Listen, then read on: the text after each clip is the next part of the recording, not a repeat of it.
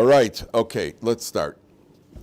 On page 830, we're on page. I'll tell you where we're going to get to. We're on which page? Perek Chav Beis Pasuk Lamed Hey. But I'm going to tell you something absolutely amazing today. Chav Beis Lamed Hey, page 862. Page 862.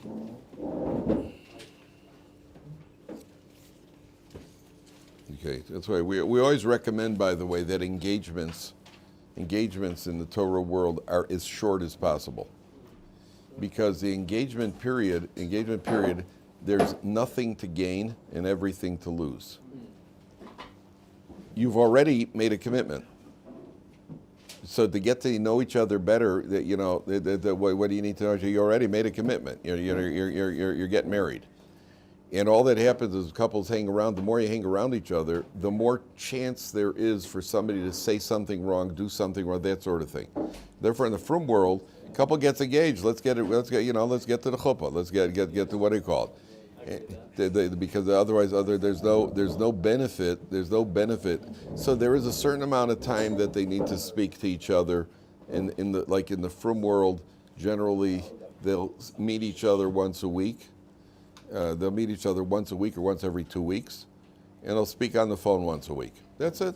Yeah, that's all. They don't say if one of them's making an issue, the girl meaning, if the girl's making, no, I need to speak to them more often, that sort of thing. So you let them call, but nothing good could come of it. If you stop and think about, you made a commitment already. You're getting married. After you get married, you'll get to know each other. What do you have to get to know each other? If you didn't get to know each other enough by now, so then get to know each other before you get engaged. But it doesn't. The what do you call it? There isn't. There's very little benefit. There's very little benefit. It's really more of a technical time. And I know of couples that because they had a long engagement, then things didn't work out. Because, then all of a sudden she sees, well, maybe he's not like this. And it's a very, very, very, very unnerving period. Because all of a sudden you realize that, hey, I just committed myself to somebody who I think there's good potential here, but, what did I just do to myself? I've committed to spend, to get married and spend my life with this person and spend eternity with this person, right? And it's like, whoa, and then you get married, and it's very normal for guys in the first year of marriage. Rabbi Yitzhak Berkowitz, he's a Rav in Yerushalayim. He said, any guy who tells you that sometime during the first year of marriage he didn't think he made a mistake is lying. Right? Because that's what happens. It's very one day you wake up one morning, you're like, who is this person? What are we doing together in the same house? Who is this person? It's very, very, and I tell guys in advance, it's going to happen. It may happen sooner. It may happen later. It's going to happen, and just relax because it happens to everybody. You didn't make a mistake. You just got to get to work. And the way things work in life is anything good, you're very excited and you're very just thrilled and you're happy and you're married and you get married, you have the wedding, and you're just all the way up here, you just buzz to the sky.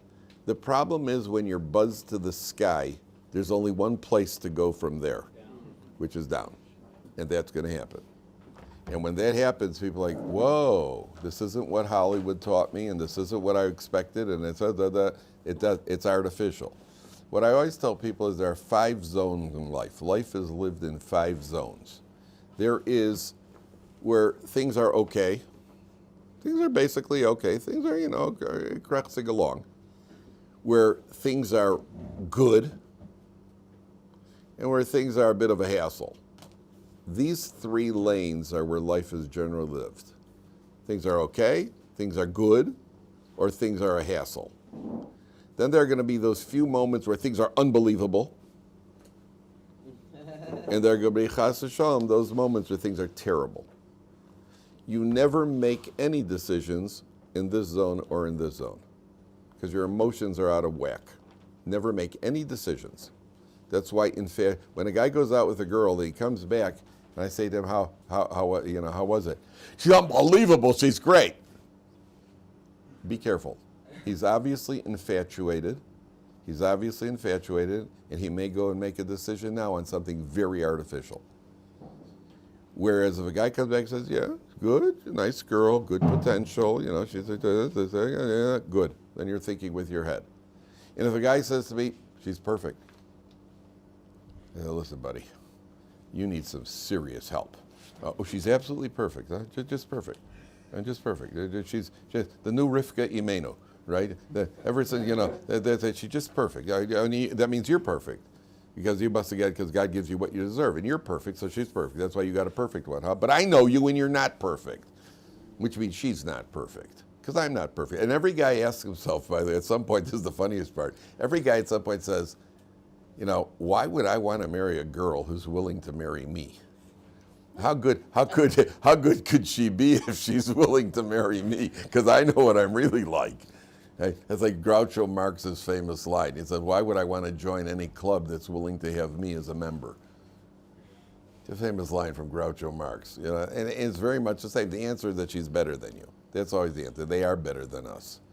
And they're generally seeing a potential. They see a potential. They see what we are, they see the potential. But the engagement period could be very, very unnerving. Because you're questioning yourself, should I? But they have second doubts, this and the other. That's why get them to the chuppah as soon as possible. That's why the Hasidim are onto something good. Right? They meet, and after the first meeting, they make a decision. Yes or no? And it's not contrary to popular belief. They're not forced to marry each other. They have the right to say no. But generally they don't, because the parents have checked it out. They trust their parents. The couple meets, and they meet for a while, the first time, and then after 15 minutes, they leave, and then they decide yes or no, right? And then they work it out, and they have very good marriages, Baruch Hashem. Okay, it's something that I forgot. I wanted to mention on day one in Parsha's Bilam, because this is really foundational. There's something distinctly different in this Parsha than the rest of the entire Torah. The entire Torah, there's something here that happens that is it's an anomaly when you compare it to the rest of the Torah. And that is the obvious question of, how do we know about these conversations between Bilam and Balak? Bilam and Balak have a conversation, and he goes and tries to build what do you call it, make korbanos, and it doesn't work. And he says to them, what are you doing? And in the beginning of the Parsha, Balak was worried, and he sent to the Geta. How do we know this? How do we know any of this? All the rest of the Torah came from one of two places. Either it was from Avram Avinu, who then passed it on to Yitzchak, who passed it on to Yaakov, who passed it on to Yosef, who passed it on to the Bnei Israel. There was a tradition leading down to it. Or it was something that Moshe Rabbeinu himself saw, and the Jewish people saw, and or experienced, and or he taught them. But it either came from Avram Avinu or it came from Moshe Rabbeinu on a direct line. Yet here we have all sorts of things that are happening where we have, how do we know any of this? And the answer is because HaKadosh Baruch Hu disclosed this to Moshe Rabbeinu, but this is not something that Moshe Rabbeinu, that it wasn't something he experienced. It's only after the fact that Hashem told him what's happening, or what happened. So that's the first thing that's different over here. B, we're going to get to Bilam's prophecies. And Bilam's prophecies are different than all other prophets. Why is that? Because all other prophets they got the prophecy, and they had the prophecy, and don't ask me any questions about this, I'm only telling you what the commentaries say. The prophecies had to be, deciphered, is that the word? They had to be deciphered because they received the prophecies in an ambiguous manner, in some sort of puzzle, which also filtered through their personality, and they had to figure out what was going on. That's called an aspaklaria she'ena me'ira, an unclear glass. It's like a foggy glass, where the images on the other side seem to be distorted. The only one who had an aspaklaria me'ira, by the way, you know what the gematria of aspaklaria me'ira is, don't you, Aryeh? What? Yeah, the gematria of aspaklaria is air conditioning, right? So, and if you believe that, you believe anything. I've had people who watch this on Torah Anytime.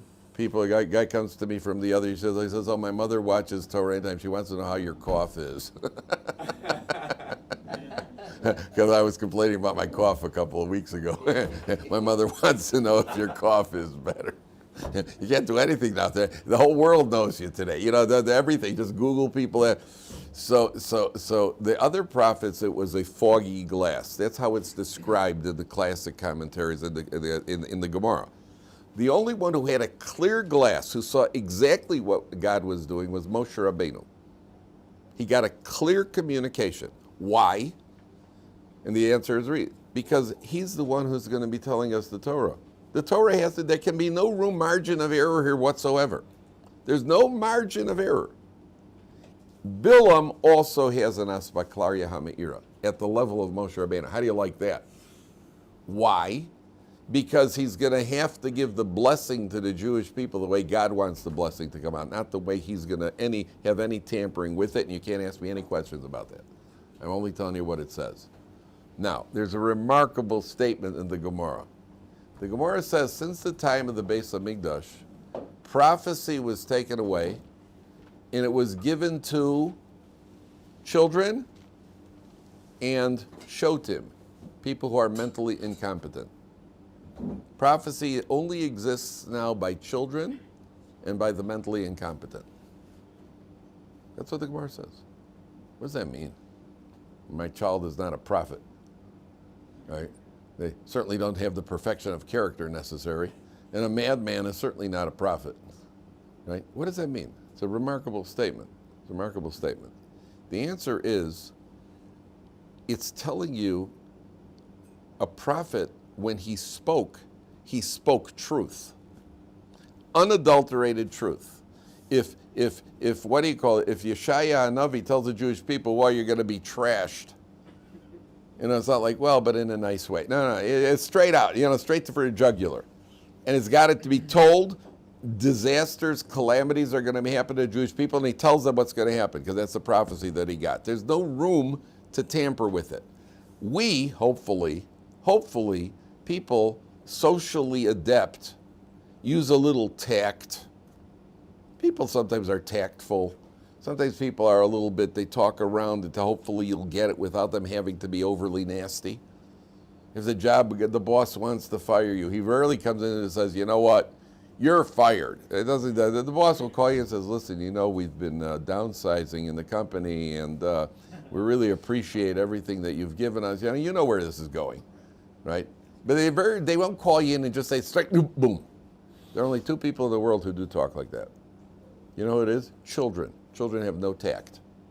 Children have zero tact. I heard a story once. There's a family, and there are two grandfathers. There's an older grandfather and a younger grandfather. And the younger grandfather suddenly died. One day, so they're at the Shiva house, and all the family is together. And there's a 7-year-old kid. And the 7-year-old kid walks over to the older grandfather, he says, you know, Zeta, everybody thought you were going to die first. You know, and all he's doing is saying what everybody else in the room is thinking. I mean, children don't have any tact. Children, the way they communicate, children anyway, the way they communicate is very interesting. Originally they're just trying to learn words. They talk with one word. I think my first kid's word was pop. Pop. Right? Because it's an easy word to say, and he wasn't talking about daddy either. He was talking about Pepsi. You know, and he learned that word real quick. Pop. You know, like that. When you hear two kids who are when they can put together sentences, you ever hear two 4-year-olds talk to each other? The conversation is basically, I have a bicycle. My daddy's big. My sister, I hate my sister. We have grass in front of our house. Nothing has any connection to anything else. They're having a conversation with zero real communication, which is most husbands and wives too. But there's a conversation with zero communication. One thing doesn't follow the other. They're putting it together. But a child is like a navi. A child's like a prophet. In that, not that he has prophecy, not that he can tell the future, that he speaks direct truth. You know who else speaks truth? A madman speaks truth, the Meshuggah. Every Jewish community has their local Meshuggah in the shul, right? Every community has a Meshuggah, at least one. You know why? The Chafetz Chaim said. You know why? Why is that? In every shul, there's that guy who's off, who's got something wrong with them. Usually they're brilliant, but they're completely nuts. Right? And every community has one. Every shul has one. You know why? Chafetz Chaim said, because sometimes people need to hear the truth. These guys have no tact. They'll say it straight to your face. They're the guy who'll walk up to the chazan and say, you know what, you don't have a good voice at all. You think you do. And everybody else in the shul has been tolerating him. He'll just say it straight. Not that he should, and not that it's right. Not that he should, and not that it's right. But that's what they do. So it says that prophecy was taken away from prophets. There's no more prophecy nowadays. Anybody who tells you he's a Navi, come and let me know right away. Yeah, you are? Oh, I thought you were raising your hand there. Anybody who think, but the prophet had to give, once he understood the prophecy, he had to give it over exactly the way he got it, unadulterated. And that's what children, and that's what people, that's where you're going to hear the truth from people. Everybody else is a little coy and a little deceptive, and there's a little bit of tact, and a little bit sometimes what we call a lie, or a little white lie, that sort of thing. And therefore, so Bilam first, before anything else, realized what the prophecy, we're going to see his prophecy in a second, what the prophecies are, but it has to be straight to the point. Okay? Now, take a look where we were held yesterday on Perich Chaf Beis Pasuk Lamed Hey. Okay, this is still we're finishing with the angel over here. 22:35. Hut. Yeah. 22:35. Hut. Yeah. Is there a concept of Ruach Hakodesh? Yes, there is a concept of Ruach Hakodesh, but often the person with Ruach Hakodesh doesn't even know he has Ruach Hakodesh, and it's clear that there is a concept of Ruach Hakodesh, but the problem is that we think of, because we're still thinking in immature terms, he's got Ruach Hakodesh, right? Ruach Hakodesh is, sometimes according to some Ruach Hakodesh, somebody who's immersed in Torah, what comes out of his mouth is going to be truth as well. So, Reb Chaim Kanievsky, there were enough stories circulating about Reb Chaim Kanievsky, just ridiculous stories about Reb Chaim Kanievsky, where with hindsight, you're left to say, well, either it was a good guess or it was Ruach HaKodesh. And with the Stipler, it was ridiculous Ruach HaKodesh. Absolutely ridiculous. What you want to call. So I'll put you to the test. I'll let you go to any of the rabbis in the yeshiva. Go to any of the rabbis in the yeshiva here, any rabbanim that you know, who are responsible rabbanim. Ask them who in the previous generation was purported to have Ruach HaKodesh. I can almost guarantee you they're going to tell you the Stipler. Because the stories about the Stipler, they were just ridiculous things that happened. Where was he getting it from? So at the end of the day, what happens is, the reason it happens, but it's not prophecy. It's not prophecy. I don't know anything about the Lubavitcher Rebbe. My teachers never spoke about him, so I don't know anything about him. But the Stipler and the people that my teachers did speak about. So the Stipler especially, where the idea of Ruach HaKodesh is that if you're not blocked by the physical world, so you've got a more clear connection with the spiritual. And the spiritual is, there are no limits. It's not, the past, present, and future don't have any sort of limitations on them because they're all really one. So if you're not if you're not limited by this world, the less limited you are, the more you could access something that's timeless. So what a person is saying about what's going to happen, or predicting something or saying something, that is really no way for anybody to access it in this world. That's only because he's not blocked by, he hasn't got the physical restraints. But again, how much it's hard to define it. Sometimes it's a pure logic. Sometimes it was just pure because he's got the Torah logic. So what he says to us seems like Ruach HaKodesh, because we would have never figured that out. But because he's got a mind that's developed by Torah. So where the line is between pure Torah thought and Ruach HaKodesh, I don't know where that line is. I have no idea, where that line is. But there is a concept. That concept still exists. You can't ask me any questions on this. Ask me questions that I can answer. Only questions I can answer. Yeah. If prophets didn't have a truly clear crystal ball and they had to decipher things, how do we know that they did decipher and the prophet? Because it was ratified and was codified. But that at the end of the day, there is something called a false prophet, and a false prophet has to be executed. So So the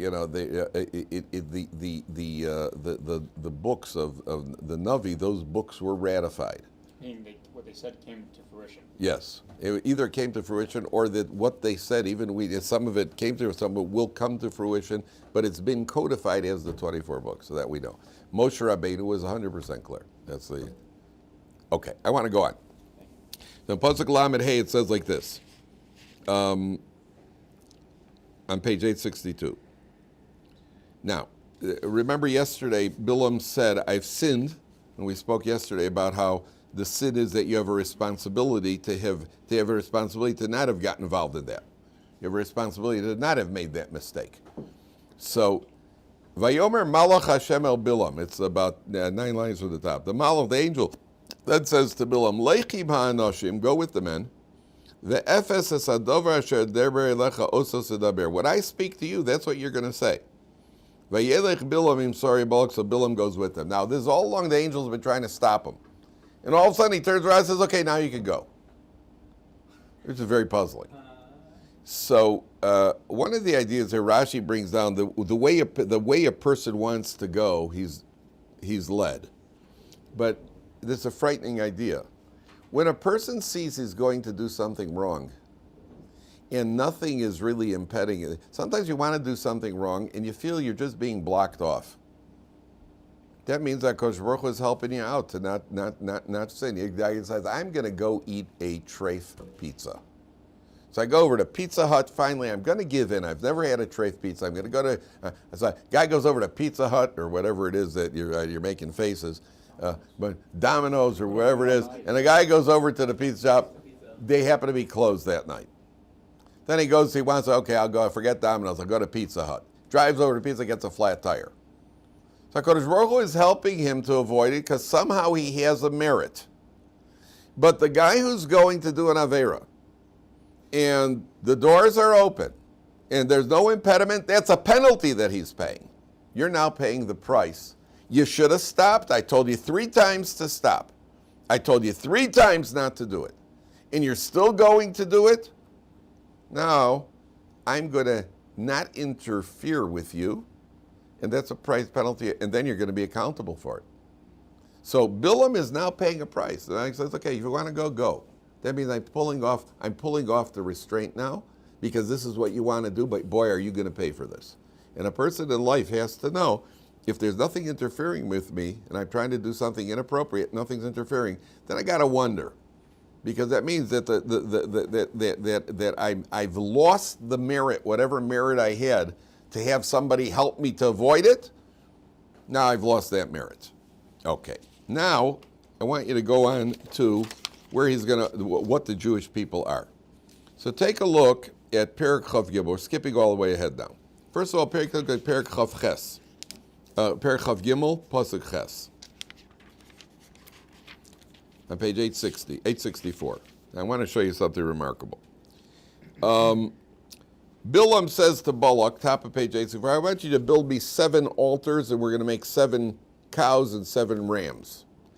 So the number 7, where does he get this idea that you should be bringing 7 of each species? 7 altars, 7. And again, this is what goes back to Bilam had one merit, that he follows the path up to a certain point of Avram Avinu. When Avram Avinu brought sacrifices, how many did he bring? 7. So he's got this tradition that he's following from Avram Avinu. That's where the number 7 comes from. And then Bilam goes off, and if you look at 7, Pasuk Zion, 5 lines from the bottom. So he starts, this is the grand operation. Now, this is the grand curse. Okay, here we go. It's all set. We've had the sacrifices, da-da-da-da, drum roll, and he's ready to go. So what does he say? 3 lines from the bottom. Ma ekov loka. Balak has sent me to curse Yaakov and Yisrael. And then he says, Ma ekov lo kabokel. How can I curse if God hasn't cursed? Uma ezom lo azam Hashem. How can I get angry if God hasn't gotten angry? There's that one moment during the day that God gets angry that Bilam knows how to tap into. He says, what can I do? Ki merosh tsuri merenu. I see him from the top of the mountains, the rocks, the mountains. Umigvos ashurenu, which is an allusion to the fathers, Avram, Yitzchak, and Yaakov, and to the imahos. Sarah, Rivka, Rachel, and Leah. Hein am levada yishkon. They're a nation who dwells alone of Agoyim Yos Chashav. They're not counted among the nations. Bilam goes to curse. And what happens? Out comes a blessing. The Jewish people are wonderful. So the first thing that I want to point out to you is, do you see this expression, ma'ekov? How does our code translate ma'ekov? How can I curse? Remember what we pointed out, the word ekov? Ekov is related to what word? The Hebrew word nekeva. What's nekeva, Mayor? Nekeva? Yeah, nekeva is what? Woman. A woman. So what's a woman? It says ma'ekov. Why is a kov in a woman considered a curse? Isn't that interesting? Same root. Same root. Right? Why? Look at that look. Yeah. Get used to it, boys. I'll tell you even more. I'll tell you, do you remember? What's the numerical value of zachar? A zachar is a male. What's the numerical value of zachar?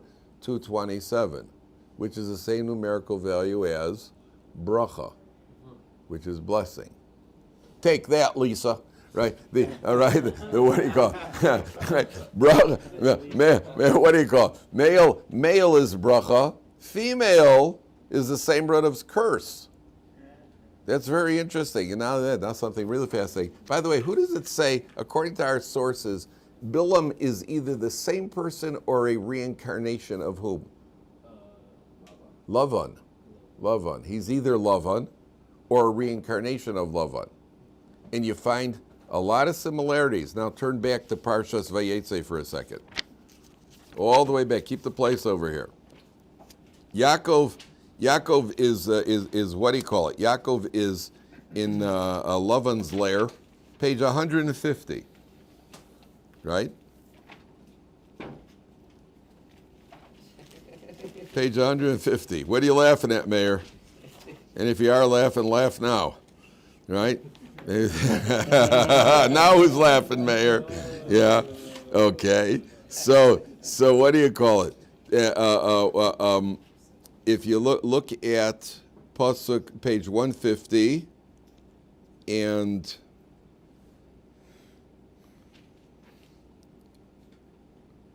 oh no, it's later. Sorry. Later, when Yaakov wants to make some money. Yaakov wants to make some money. It's by the sheep. Here we go. Page 158. Yaakov, after being by Lavan, he says, listen, I got to make some money on my own. I've been working for you. So Lavan says, okay, let's set a price. Right? How does he say it? Take a look at page 158, second line. Remember this, Jonathan? Second line on 158. Lavan says to Yaakov, Vayomar, he says, Nakva scharcha olai ve'atena. Name your price. Look at the word nakva. Same exact letters as what Hebrew word? Nekeva, which is a female. Set the price. And the root of the word is the same word we have over here, curse, ma'ekov, the kuf beis. What's the connection? And the answer is there is nothing deprecating in the Torah about women at all. Get this straight, guys. There's nothing deprecating in the Torah about women whatsoever. Even though people say we're a bunch of chauvinists and that we're anti-women, so they're overlooking a couple of things. Because number one, men have to support the family according to halacha. None of the feminists complain about that.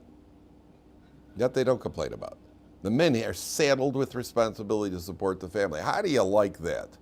And number two, the Torah talks about the marriage relationship twice. And both times that the Torah mentions the marriage relationship, it details the husband's responsibility to the wife. It doesn't say what the wife has to do for the husband.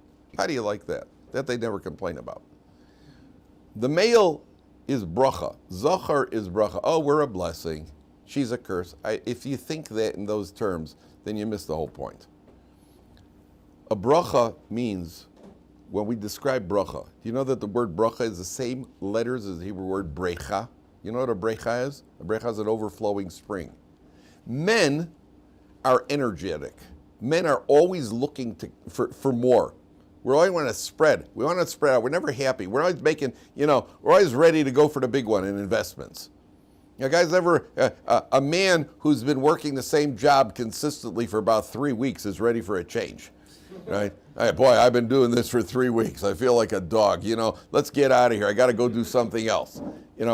No man in the world can possibly carry a baby for 9 months. Yeah, come on already, right? Men are always looking to expand. I need a promotion. I need to accomplish more. I need to what are women? Women are nurturers. To nurture takes a lot of time. They're very happy. We'll take the one, let's work on it, let's develop a relationship, let's communicate. Let's develop that. Men are like, come on, let's go already. A bracha is overflowing like a spring. Men have an energy that overflows. That's dangerous. On the one hand, it's a blessing. On the other hand, it can be very dangerous because there are a lot of men with overflowing energy who ended up in prison. They went for the big one, did something illegal, got involved in fraud, and ended up behind bars. Nekeva is what Lavan is saying to Yaakov. He says, Nakva sarcha, set your price. Let's get a clear price. We're not going to leave it as, we're not going to pay on commission, and we're not going to set it. Setting it means putting a limitation. The female nature, for the most part, is to create limitation. That's a limitation. The man has got, that's why you need both. You need curse. What's curse mean? Curse means something is limited. Bracha means something's expanding. When you ask somebody, how was your year financially? Oh, we were very blessed this year. That means it made money. That means the money expanded. Curse means it was limited. You need, it's like, what do you call it on a battery? You got the positive and negative charges. You need them to balance out in order to create something productive. So if a man is left to his own devices, he could get himself in trouble. A woman who's left to her own devices, maybe, she's a little too stagnating. You need a counterbalance over there. Therefore, my ekov, how can I put a limitation on the Jewish people? My ekov lo kabokel. How can I put a limitation? And how can I get angry if God hasn't get angry? And then it says, Hein levadad ishkan, the nation that dwells alone. What does that mean, the nation dwells alone? What does it mean, we dwell alone? That means that we have our own set of ideals. We generally try to isolate ourselves from the rest of the world, both physically and ideologically. We dwell alone. Uvagoyim lo yisashav, they don't even count us. We had to beg our way into the United Nations, and they still don't count us. And it's perfectly okay for one of the countries in the United Nations to say, we want to destroy Israel. Perfectly acceptable. Nobody censors them for that. That's okay. Just please say it a little lower, that's all. But nobody says don't say it at all. Because we're alone. Levada yishkon, we dwell alone, and we want to be alone. And we want to be left alone. Our job as Jews is not to go and convert the rest of the world. We're not trying to convert the rest of the world. That's what we're looking for. What we're looking for is to have the world, you guys do what you want. Just stop putting us in ovens and we'll all get along. Right? Leave us alone, do what you want, and let us live as Jews. That's all we want from you. Hein an levada dishkon. And that's why you'll notice that Haredis generally tend to live in Haredi neighborhoods. Because we want to be in an area with our ideals where we can live the way we want to live. Just don't bother us. That's all we ask. Don't bother us. And from that what do you call it? Position, we reach out to others. We don't drop ourselves even when we're trying to bring others near into the fold of Yiddishkeit. We don't go drop ourselves in their neighborhood because then we could be pulled down. We stay in our. We have to have some sort of reinforcement. From where we are, we go out and we come right back, and pull them to us, not us go to them, because we have to go out to speak to them or whatever it is. But we can't live there because we're going to be pulled down. Levada yishka, we live alone. That's the idea. Now, I want to show you something when he goes to, we don't have a lot of time. I just want to show you something. Balak gets upset. Now, take a look what happens. 2 lines from the top. Vayomer Balak el Bilam. I saw something incredible here, actually, I never knew before. Vayomer Balak el Bilam. Me'asisali, what'd you do? Lokovo vaylekachticha. I took you to curse my enemies. Vine berachta brech. You went and you blessed them. So what does Bilam say? Vayan vayomar halo es asher yasim Hashem b'fio so Hashem le'daber. Bilam said, listen, what Hashem puts in my mouth, that's what I speak. I want to tell you something. In the ancient world, when a king told you to do something, if you disobeyed, and certainly if you did the opposite, it wasn't like today where there's prison reform, right? What's it called? Prison reform, right? Or parole. There was no parole. There's no such thing in the old days. You never had like parole officers. It wasn't a good job in the ancient world because nobody checked in with parole officers. Because there was only one thing that happened when you disobeyed a king. You died. That's what happens. When a person's dead, they don't check in with their parole officer. Nowadays, you rob a bank, right, and they arrest you, and you get parole, and then once every 6 weeks, you come to the police station, hi, Jerry, I'm here, I'm checking in with you. And then you're done. There's no parole in the ancient world. San Francisco, they don't even arrest you. They don't even arrest you in San Francisco, right? You get an award. Yeah, he's the best. He's the best shoplifter on the block in San Francisco. And who do they arrest? They arrest the people who called the police on the shoplifter. Literally. I'm not joking. When everything else is upside down, inside out, and backwards, so that is too. So I wonder why the shops are closing in San Francisco. Somehow we're not making budget in San Francisco. Of course not. Everything's getting ripped off. I just read Walgreens. There are no Walgreens left in San Francisco. Do you know that? I told you guys in Sheer. No Walgreens. Because people are got too much shoplifting. What are you going to do? So now they're trying to put in security there. But I don't understand how it works if you can't call the cops. So what good does it do you? Right? Okay, so here, you're disobeying the king. Balak's a king. He could take Bilam and have him drawn and quartered over here. What are you disobeyed me? And by the way, what did you find? This is the part that I never knew before. The prophet Yona. What did he do? Or what didn't he do? Remember the story of Yona? God says, I want you to go and prophesy, tell the Jewish people, the people of Nineveh that they're gone. Right? What does Yona do? He tries to run away from God. He runs away from God. What is that? He doesn't want to go to Nineveh. He doesn't want to go to Nineveh and tell them to do tshuva because he's worried they will. And when they do tshuva, they're not Jewish. That creates a prosecution against the Jewish people. How come they're doing tshuva and you're not? So he doesn't want to do. So what does he do? He refrains from uttering his prophecy. A prophet could do that. Now, if you were Bilam, and God, you go out there and God communicates with you and tells you a prophecy. Now I got two choices here. Choice number one is not to do anything. Choice number two is to say the prophecy, which is exactly the opposite of what the king wants me to do. Now, if you were Bilam, what would you do? What would you do? I would say anything. That's the best. It's the lesser of two evils. Yet Bilam comes back and says, listen, he says the prophecy and he comes back. But there is an opinion that he didn't really have a choice. His mouth wasn't even in his control. That God put a spit in his mouth. What's it called that you put to open up the horse's mouth? I think it's a spit. Not a spigot. That's sometimes a metal thing that opens the mouth, keeps the mouth open.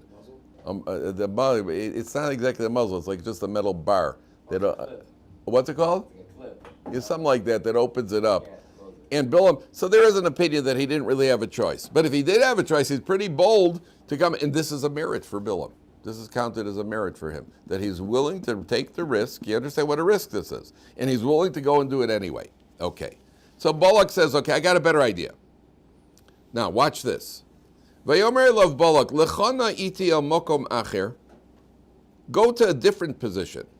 Asher turenu misham. Pay attention carefully, gentlemen. 6 lines from the top.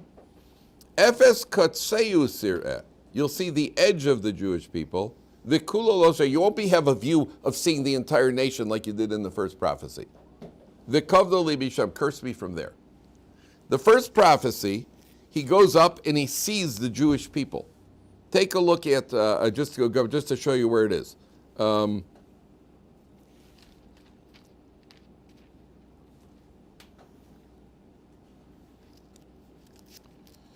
second.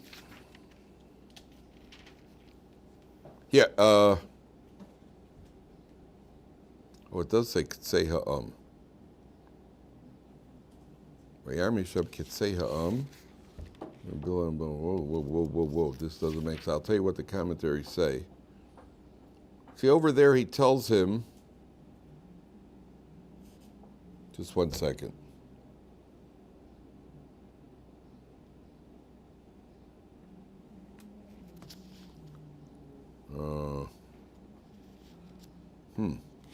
Whatever it is, there's a little problem here, but let me just tell you what the commentaries say, because this is it's the insight that we want.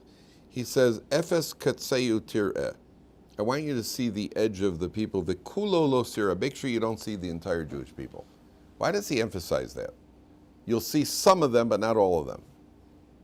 So the Mefarshim say, the idea here is like this.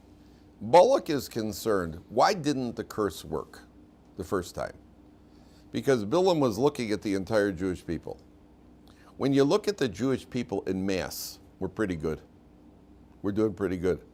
Compared to the rest of the world, we're doing very, very well.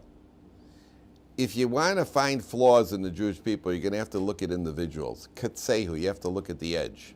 There are a few guys here who talk in shul, and there are a few guys here who embezzle, and there are a few guys here who are guilty of this crime. Yeah. But as a group, you can't compare us to anybody else in the world. Sorry, you can't compare anybody else in the world to us.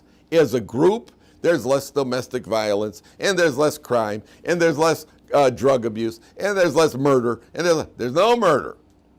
Zero murder. Almost zero murder. I was in prison. I spoke in a prison once. I thought they had a prison program here in Israel. There was one frum guy in prison.